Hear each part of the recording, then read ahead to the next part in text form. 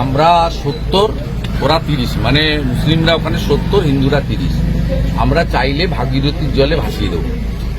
তারপরে হুমায়ুন কবির বললেন যে এটা আমার কথা ছিল না, এটা মমতা ব্যানার্জির কথা ছিল। তাই মমতা বন্দ্যোপাধ্যায় তাকে বাবরি মসজিদ ওখানে গড়ার জন্য সমর্থন করছেন কিনা, অনুমোদন দিয়েছেন কিনা, পিছনে আছেন কিনা, সেটাও তো আগে জানা দরকার হুমায়ুন কবিরের কাছে। হুমায়ুন কবির বলেছেন যে উগ্র মৌলবাদী রাজনীতি করেছেন তিনি ইউসুফ পাঠানকে জেতানোর জন্য, অদিত চৌধুরীকে বা বিজেপিকে হারানোর জন্য, তিনি বলেছেন যেটা আমি করিনি, আমাকে দিয়ে করানো হয়েছে। অতএব এই বিষয়টা আগে পরিষ্কার করা দরকার। আর মুর্শিদাবাদ জেলায় হিন্দুরা যেভাবে সংখ্যালঘু বলে অত্যাচারিত হয়েছেন বা হচ্ছেন, সেই বিষয়ে তো মুখ্যমন্ত্রী আজকে কিছু বলেননি।